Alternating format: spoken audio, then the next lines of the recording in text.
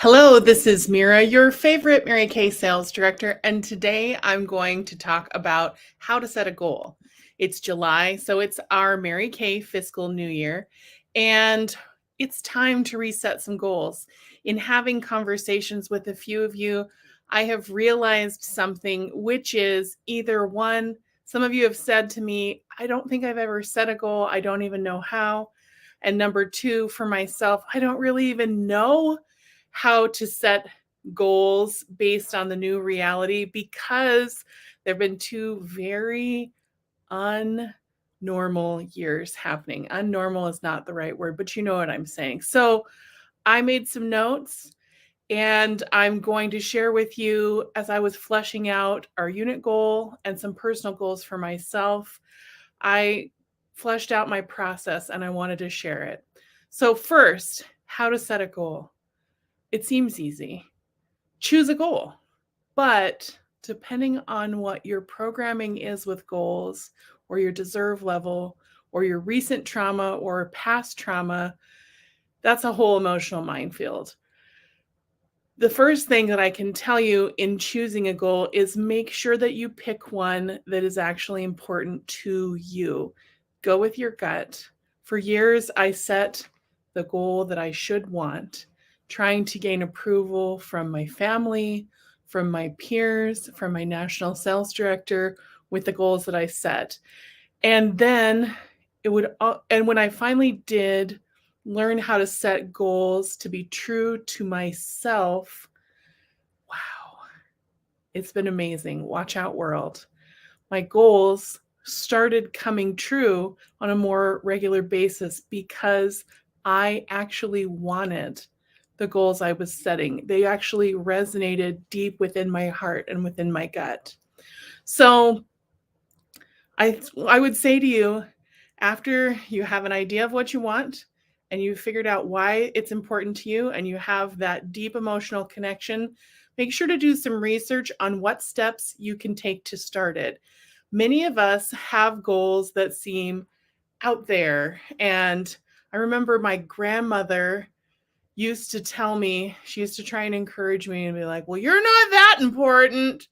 Don't think it's going to happen for you if it's not happened for anybody else you know. And she loved me. I know that she loved me because of the amount of food that she pushed on me and the amount of things that she did for me.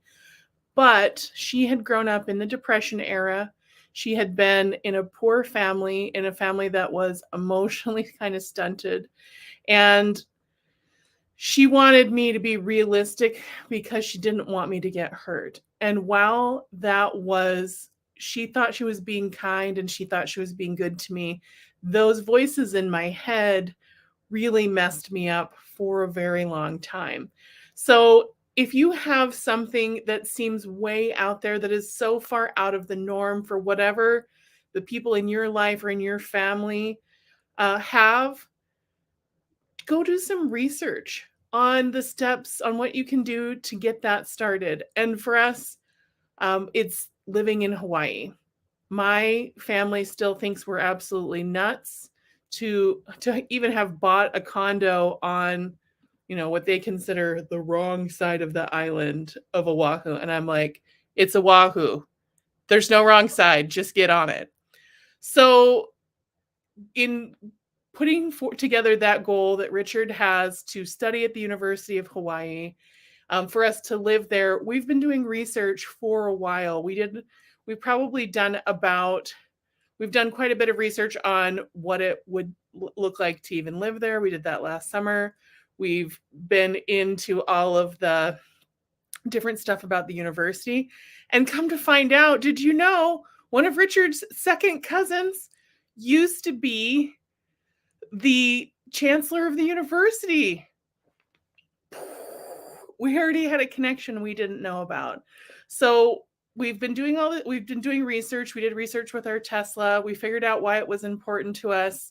And we decided to make a plan for a start date. Because here's the thing, with a really big goal, yes, you can get started right away, but there are some things that have to move into focus. They have to move into place to be ready to do that.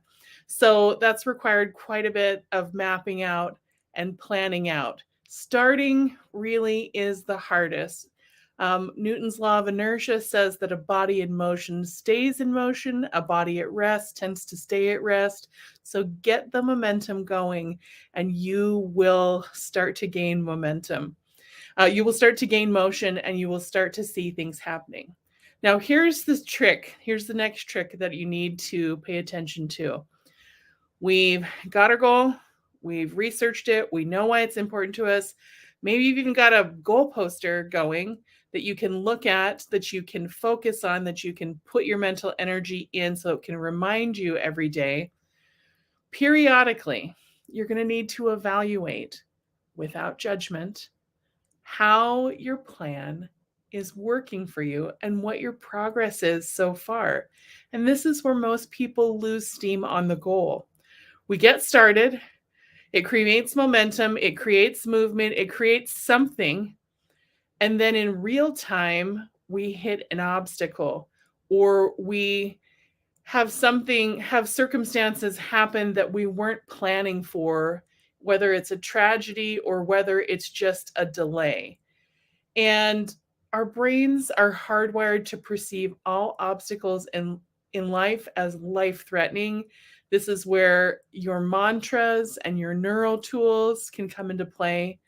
Use those to calm down your lizard brain, your subconscious mind, get out of fear, and then start to move forward again.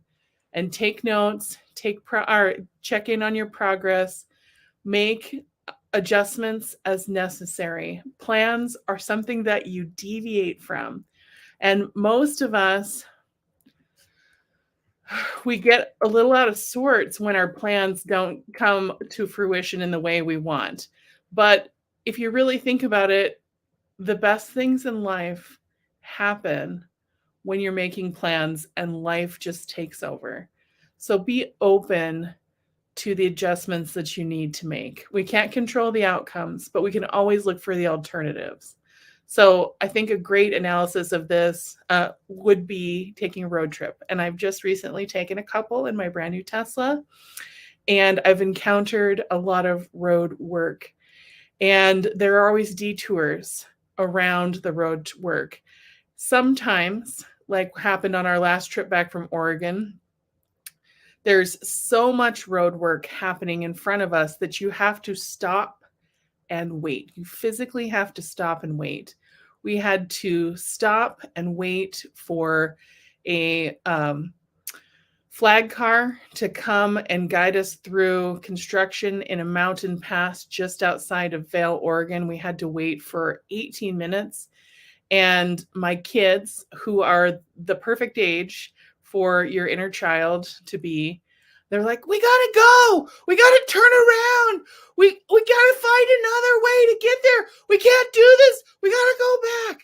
Well, that's great and fine and whatever, but the way back was the wrong way. And even to get to a circuitous route during this would require 5 or 6 hours of going in a different direction to get around this 15, 18-minute delay.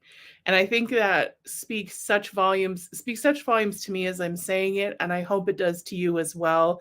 Sometimes you have unexpected stops, and if you are willing to stop, to calm down your subconscious mind, like we did with our kids, we calmed them down. We said, we won't be stuck here forever, but we're here right now. What can we do to make this pleasant? What can we be doing to keep ourselves focused on what was next, which was getting home. In fact, we were only about an hour and a half from our house. So as you make adjustments when necessary to your plan, as you keep trying things, as plan A through D, or even E, F, and G don't quite come to fruition, be willing to go on to the next plan. Be willing to problem solve particularly around a goal that is truly important to you, that is deeply held, that you believe in and that you want with your heart and soul for a good reason. I want you to then make a plan to finish up the goal. There's a temptation to bail out, to switch jobs, to recant all the desires. And this is why the reason that you're doing this has to be deeply emotional and connect with your gut. And once you're almost there, when you're so close, you need to celebrate your successful completion. Start celebrating before you finish. As it draws close, practice winning. Visualize what it will be like to live in the win, not in the what, but in the win. And decide how you're going to celebrate or memorialize this win. And then last but not least, set a new goal or reset a goal. If you didn't finish, there's a lot of difference between falling short of a goal and stopping short. Sometimes we stop short because we are scared, because we are sad, because of our circumstance. And that's why we have to evaluate without judgment and remember what went wrong, what went well, and start again. And then once you keep going, hang on, I keep losing my notes. And once you have done that, you will eventually, as long as you continue to practice these steps, you will continue to win one more time than you have failed. And that's the difference between us and the most successful people that are out there, is that they have been willing to attempt failure one more time. I found a great quote for this topic, and it's from comedian and feminist trailblazer Carol Burnett. She said, "We're all going by circuitous journeys, and some of the setbacks are warranted." I hope that this is helpful to you. I can't wait to hear about the ways in which this video has helped you the first time you watched it, the 10th time you watched it, the 20th time you watched it, to set your goals, to evaluate your goals, to plan your wins. And I can't wait to celebrate with you next year at the end of the fiscal year.